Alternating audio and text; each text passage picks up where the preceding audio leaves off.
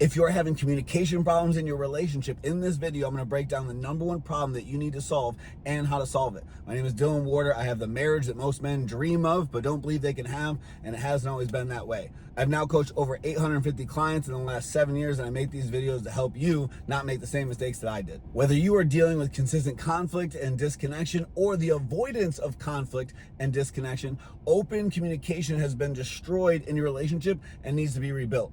The way that I define open communication is the willingness and ability for both partners to be able to address wants, needs, feelings, and issues without fear, delay, or distortion. To figure out how open or closed off communication is within your relationship, look at your behavior. How often do you avoid difficult conversations? How often do you tell yourself that it's not the right timing or it's not worth it because you know that it's just going to turn into another fight or more problems? How often do you passively just wait, hoping that the problem takes care of itself?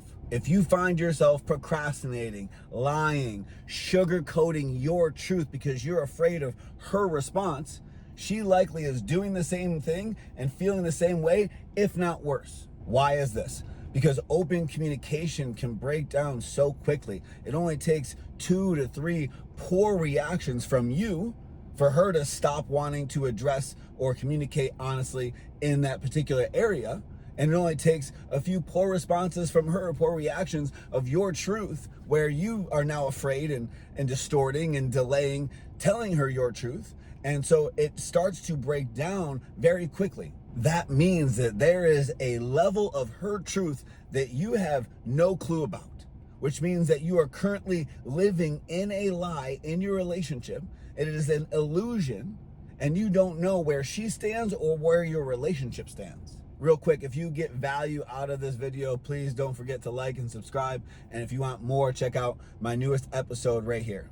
Now, how many times have you found yourself in an argument with her about one thing, and then all of a sudden during the argument, she starts listing off all these other complaints that she has that you haven't heard of? This is a clear sign that she does not feel safe communicating her truth with you. So all these things pile up. And since you guys are already in an argument, she says, screw it. I'm just going to lay everything else on that I've been holding inside, bottling up because I didn't feel safe to communicate it. But now it doesn't matter because we're in an argument anyways. How many times has that happened? That is a clear sign that open communication has been destroyed, that she doesn't feel safe communicating with you because of your reactions, because of the way that you respond, maybe the way that you judge her. She has fear. And that leads to delay and distortion of her truth, of her actually addressing some of her wants or needs or issues or feelings. And so it is the men that create a culture in the relationship like this, where open communication is destroyed, that eventually are blindsided by them getting cheated on or being served divorce papers. Open communication has to be a standard that you set in your relationship, but you can't hold her accountable to that standard until you actually meet that standard yourself long enough for her to see it and know that it's a standard. At that point, then you can start to hold her accountable to it. So how do we solve this? First, both of you need to watch this video together.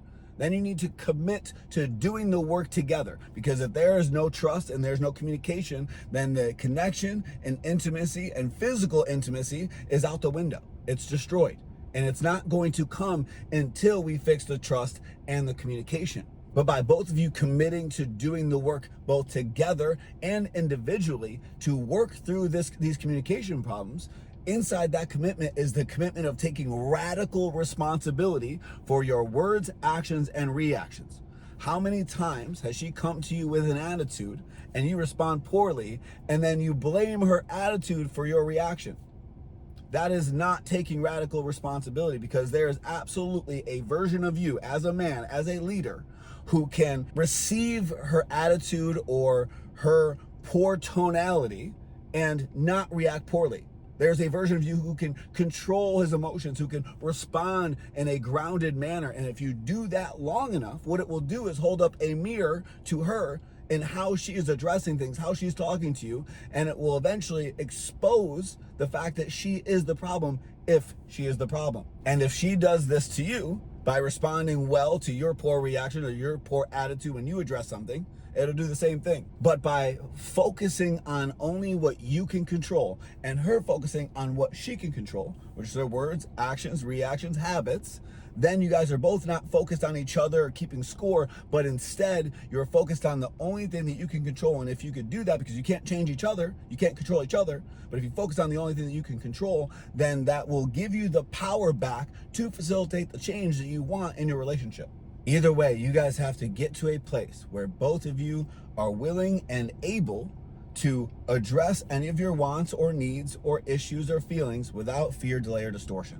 When you get to that place, the level of trust that you can build, the level of connection that will be built in that, your intimacy and your relationship will just continue to get better and better and better. I am a prime example of this. My marriage is a prime example of it. We were not in the place that we are now for probably 2 years while we were working on this open communication and actually working together as a team instead of being enemies. Because when we met, she was deep in her masculine, and I had to be a healthy masculine man and leader at a level that would allow her to feel safe enough to step into her feminine. And that took quite a long time.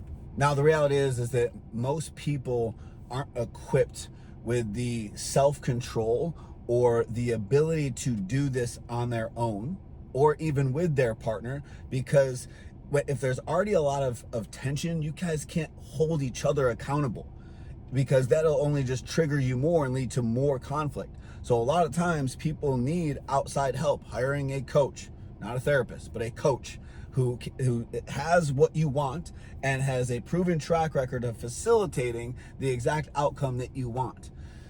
That is usually what it takes in order to actually overcome this. But you guys can absolutely do it on your own. Save yourself the money, save yourself the investment, if you can actually just work together as a team to overcome it with each other. Now, again, this video right here will absolutely help you guys understand the other lessons that wrap around this in order to be able to work as a team to overcome it the way that me and my wife did. But if you try and you're struggling or it's actually getting worse, then it's important for you to invest in actually solving this once and for all. Because once you actually work through the open communication part, then the problem solving and decision making and the leadership that is required from the man in order for his woman to actually trust him and to feel safe and secure, not only in their relationship right now, but in their future together and building a family together, that is going to require a certain level of work